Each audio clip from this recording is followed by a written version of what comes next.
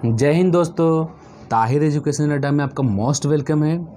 आज फिर से हम लोग दरोगा का सेट प्रैक्टिस देखेंगे और ये सेट प्रैक्टिस नंबर 8 होगा। देखिए 1 से लेकर 7 तक अपलोड कर दिया जा चुका है। और एक बात मैं बता दूं, जितने भी क्वेश्चंस हैं सब एग्ज़ाम पैटर्न पर ही आधारित हैं। और प्लीज़ नए हैं तो चैनल को सब्सक्राइब कीजिए। पर डे आप लोग को दरोगा का सेट प्रैक्टिस मिलेगा। चलिए स्टार्ट करते हैं हम लोग। पहला प्रश्न देख लेते हैं हम लोग। भारत में प्रथम स्वतंत्रता संग्राम का मुख्य तत्कालीन कारण क्या था? देखिए एक बात मैं बता दूं कि प्रथम स्वतंत्रता संग्राम को 1857 की क्रांति के नाम से भी जानते हैं और सिपाही विद्रोह के नाम से भी जानते हैं। तो इसका मुख्य तत्कालीन कारण क्या था? ऑप्शन आपके सामने है। तो इसका जो तत्कालीन कारण था वो था अंग्रेजों का धर्म में हस्तक्षेप। होता क्या था, एक चर्बी वाली कारतूस आई थी जिसमें गाय और सूअर की चर्बी उस कारतूस में मिलाई गई थी। होता था क्या, उस चर्बी को वो कारतूस को मुंह से छीलकर उस कारतूस में भरना होता था। और गाय जो हिंदू धर्म के लिए पवित्र है और सूअर मुसलमानों के लिए हराम है, इसलिए विद्रोह हुआ था। ये बहुत दूर तक फैला ये विद्रोह। और इसी विद्रोह को सबसे पहले आवाज़ उठाया था 1857 की क्रांति में, जो आवाज़ उठाया था मंगल पांडे ने। क्वेश्चन आएगा किस रेजिमेंट के सिपाही थे? तो 34वें रेजिमेंट के। किसमें? 34वें रेजिमेंट के सिपाही थे। कौन? मंगल पांडे। और 1857 के जो स्टार्ट कब हुआ था ये क्रांति? तो ये स्टार्ट हुआ था 10 मई 1857 को। यह स्टार्ट हुआ था कहाँ से? तो मेरठ से। और 2 से 4 क्वेश्चन और बनता है कि जब 1857 की क्रांति हुई उस समय भारत का गवर्नर जनरल कौन था? तो उस समय भारत का जो गवर्नर जनरल था लॉर्ड कैनिंग था। और मुगल बादशाह कौन था? तब बहादुर शाह द्वितीय। ठीक है। अब जो 1857 का जो विद्रोह का प्रतीक चिन्ह क्या था? तो कमल और रोटी था। ये ध्यान रखिएगा। दूसरा प्रश्न है, जैन समुदायों में प्रथम विभाजन के श्वेतांबर संप्रदाय के संस्थापक कौन थे? देखिए बोलने का मतलब है कि जैन संप्रदाय 2 भागों में बटा है, एक श्वेतांबर और दिगंबर। श्वेतांबर यानी श्वेत कपड़ा यानी उजला कपड़ा पहनते थे और दिगंबर यानी नग्न अवस्था में रहते थे। तो श्वेतांबर संप्रदाय के संस्थापक कौन थे? ये क्वेश्चन है। ऑप्शन आपके सामने है। तो ये है स्थूलभद्र। ठीक है। श्वेतांबर संप्रदाय के बारे में पूछेगा तो स्थूलभद्र हो जाएगा। और दिगंबर जो नग्न अवस्था में रहते हैं उनके पूछेगा तो भद्रबाहु हो जाएगा। ठीक है। ये होगा दिगंबर। ठीक है, याद रखिएगा। ये हो गया श्वेतांबर और ये हो गया दिगंबर। श्वेतांबर के स्थूलभद्र और दिगंबर के भद्रबाहु, ये ध्यान में रखना है। ठीक है। जैन धर्म में टोटल कितने तीर्थंकर हैं? तो 24 हैं। प्रथम कौन थे, यानी संस्थापक बोलिए या प्रथम बोलिए? ऋषभदेव थे, जिनका प्रतीक चिन्ह सांड था। याद रखिएगा, जैन धर्म से 2 क्वेश्चन पिछले दरोगा में पूछा है। दूसरे संस्थापक कौन है? अजीतनाथ, जिनका प्रतीक चिन्ह है हाथी। तीसरे थे संभवनाथ, जिनका प्रतीक चिन्ह है घोड़ा। और एक और मोस्ट इंपॉर्टेंट है 23 में जो पार्श्वनाथ हैं, 23 में उनका प्रतीक चिन्ह है सर्प यानी सांप। और जो 24वें हैं अंतिम है महावीर, उनका प्रतीक चिन्ह है सिंह। ठीक है, याद रखिएगा। तीसरा प्रश्न है, तैमूर लंग ने किस वर्ष भारत पर आक्रमण किया? मोस्ट इंपॉर्टेंट क्वेश्चन है ये। तैमूर लंग ने 1398 ईस्वी में भारत पर शासन किया, आक्रमण किया। ठीक है। और इस समय तुगलक वंश का अंतिम शासक जो था नसरुद्दीन महमूद, ये दिल्ली पर शासन कर रहा था। तो नसरुद्दीन महमूद के शासनकाल में ही तैमूर लंग ने 1398 पर आक्रमण किया। न्यूमिस्मैटिक्स क्या है? ऑप्शन आपके सामने है। तो न्यूमिस्मैटिक्स जो है वो सिक्कों एवं धातुओं का अध्ययन है। कई बार एग्जाम में पूछता है ये। ठीक है। न्यूमिस्मैटिक क्या है? तो सिक्कों एवं धातुओं का अध्ययन, ये कई बार एग्जाम में आ चुका है। नेक्स्ट क्वेश्चन है, शरीर की सबसे मजबूत हड्डी कौन सी है? तो ये है मैंडिबल। तो मैंडिबल ये जबड़े की हड्डी है, ये ध्यान रखिएगा। इसे 3-4 क्वेश्चन है, ये ध्यान रखना है आपको। सबसे मजबूत हड्डी बोलेगा तो ये मैंडिबल हो गया, जो जबड़े की हड्डी है। सबसे कमजोर हड्डी पूछेगा, ठीक है, सबसे कमजोर हड्डी तो होगा मेलिस, ये कान की हड्डी है। सबसे कमजोर हड्डी मेलिस, जो कान की हड्डी है। सबसे मजबूत हड्डी जो मैंडिबस है, जबड़े की हड्डी है। और सबसे बड़ी हड्डी या सबसे लंबी हड्डी, ठीक है, ये फीमर है, जो जांग की हड्डी है। याद रखिएगा।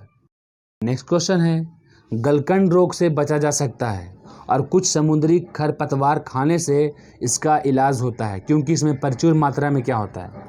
तो समुद्र में जानते ही हैं। ऑप्शन आपके सामने है।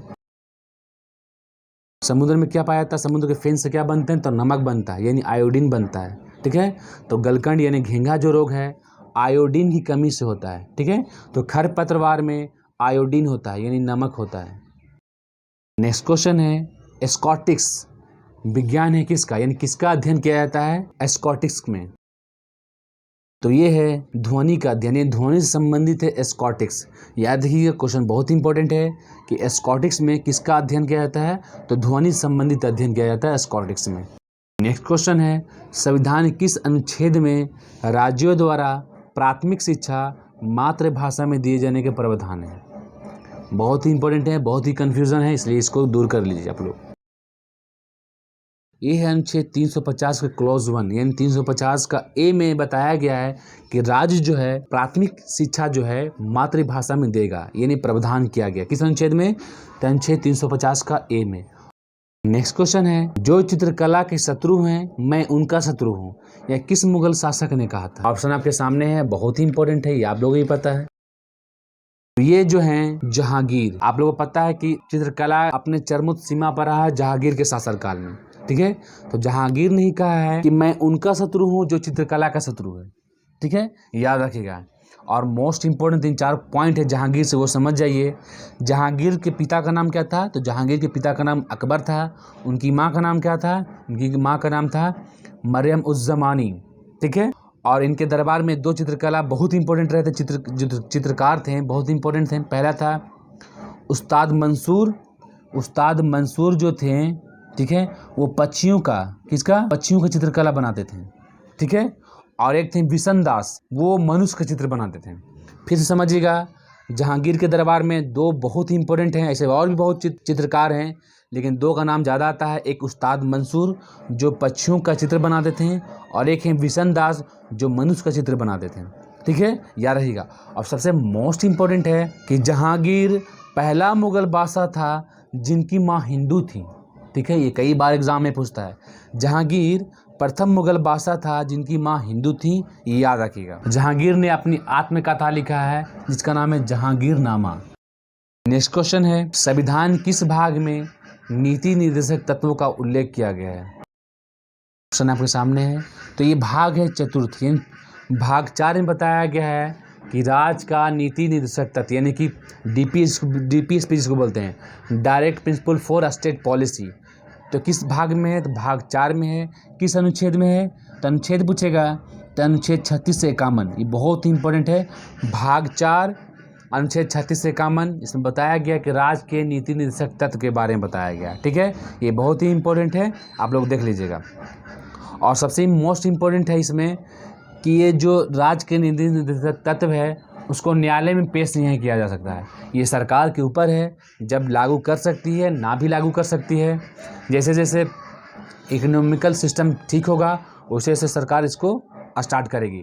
अगर नहीं भी स्टार्ट करती है तो कोई भी मनुष्य ये न्यायालय में इसको पेश नहीं कर सकता है।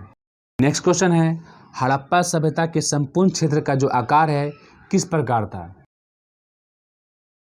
तो हड़प्पा सभ्यता के जो संपूर्ण क्षेत्र का जो आकार है वो है त्रिभुजाकार। कैसा है?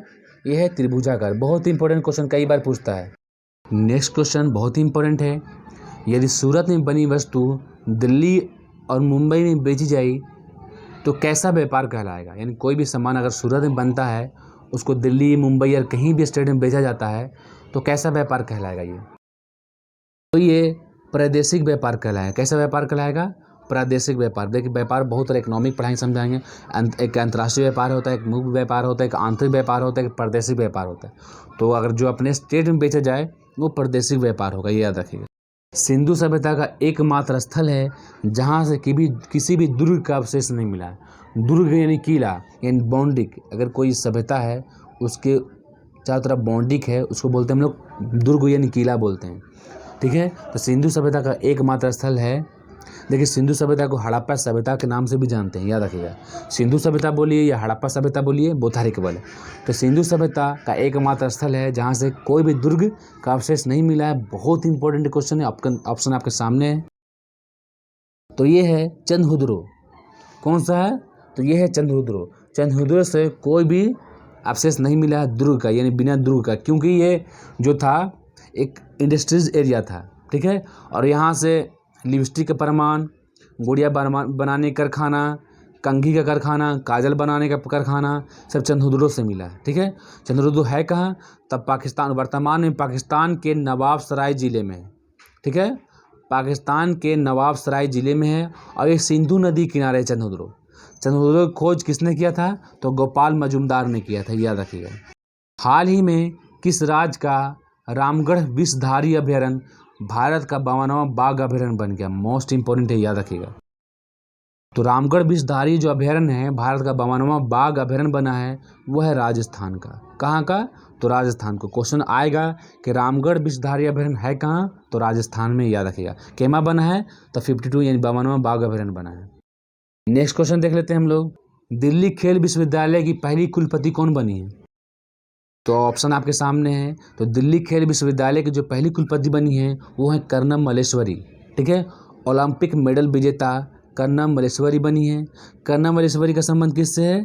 तो वेट लिफ्टर से। क्वेश्चन आएगा कर्नम मल्लेश्वरी का जो संबंध किससे है? तो वेट लिफ्टर से संबंधित है ये, और इनको दिल्ली खेल विश्वविद्यालय का पहला कुलपति बनाया गया है। मोस्ट इंपोर्टेंट है कर्नम मल्लेश्वरी, याद रखिएगा। नेक्स्ट क्वेश्चन है 2021 का फ्रेंच ओपन पुरुष का वर्ग विजेता किसने जीता है? वे हैं नोवाक जोकोविच।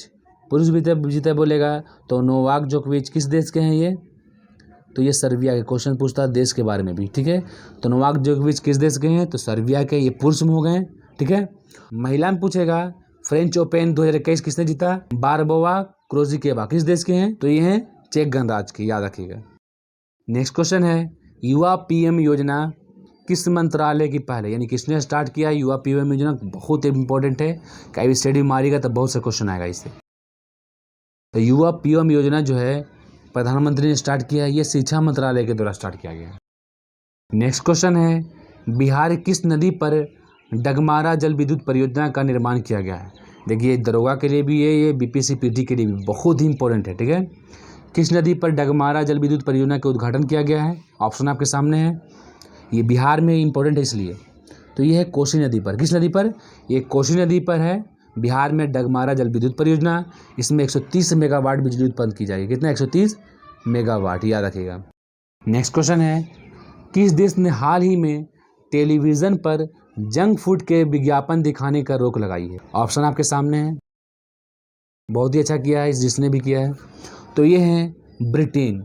ब्रिटिश देश के जो प्रधानमंत्री हैं, ब्रिटेन के जो वर्तमान में प्रधानमंत्री बोरिस जॉनसन, उन्होंने ये रोक लगाई है। कब से कब तक? तो सुबह 5:30 बजे से रात 9 बजे तक कोई भी जंक फूड पर विज्ञापन नहीं दिखाया जाएगा टीवी पर। बहुत ही ज़्यादा इंपॉर्टेंट है, याद रखिएगा।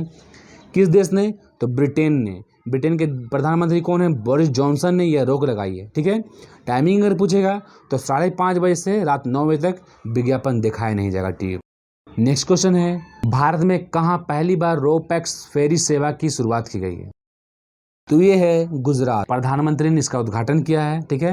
ये गुजरात के घोघा एक जगह, घोघा से हजीरा तक रोपैक्स फेरी सेवा की स्टार्टिंग किया गया है।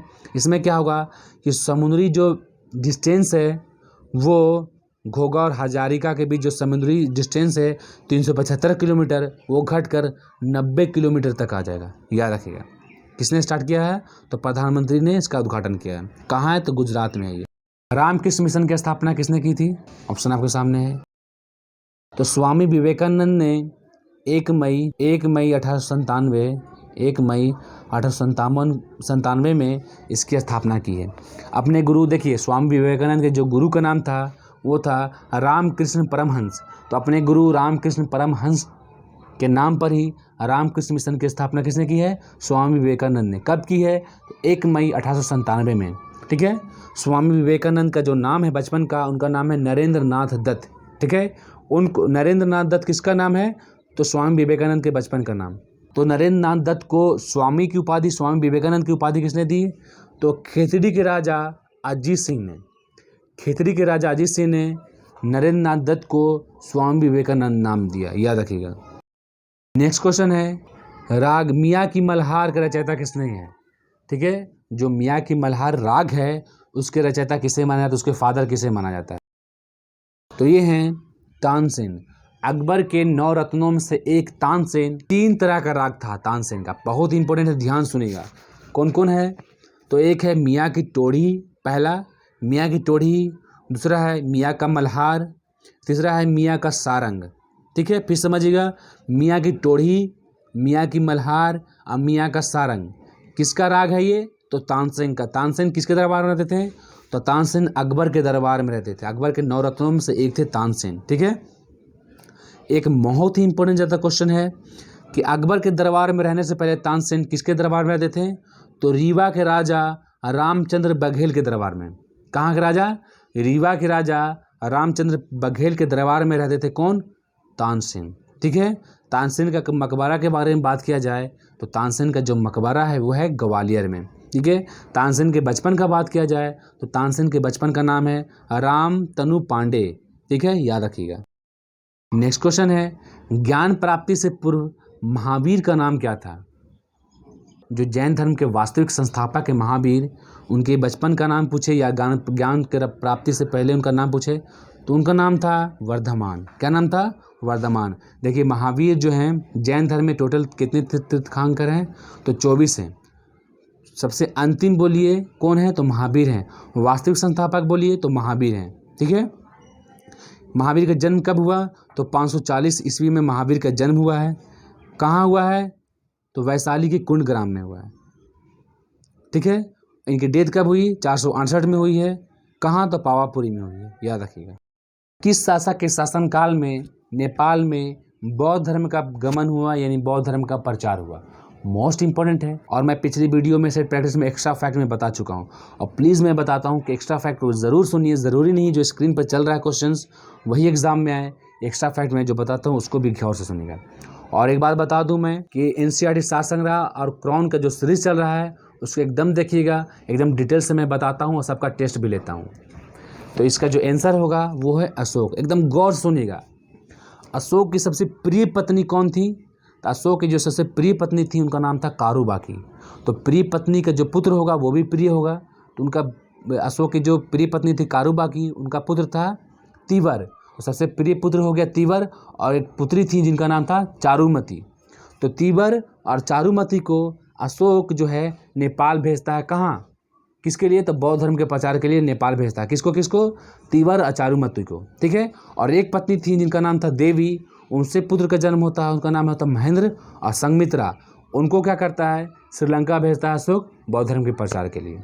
ये याद रखिएगा।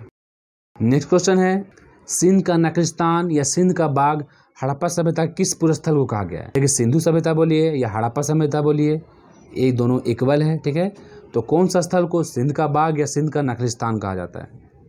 ऑप्शन आपके सामने है। तो ये है मोहनजोदड़ो। मोहनजोदड़ो को सिंध का नक्रिस्तान और सिंध का बाग बोला गया है। ये बहुत ही इंपॉर्टेंट है, याद रखिएगा। मोहनजोदड़ो को मृतकों का टीला कहा जाता है। मोहनजोदड़ो का जो अर्थ होता है वो है मृतकों का टीला। ठीक है, इसकी खोज कब हुआ है? तो इसकी खोज 1922 में हुई है। किसने किया है मोहनजोदड़ो की खोज? तो राखालदास बनर्जी ने किया है।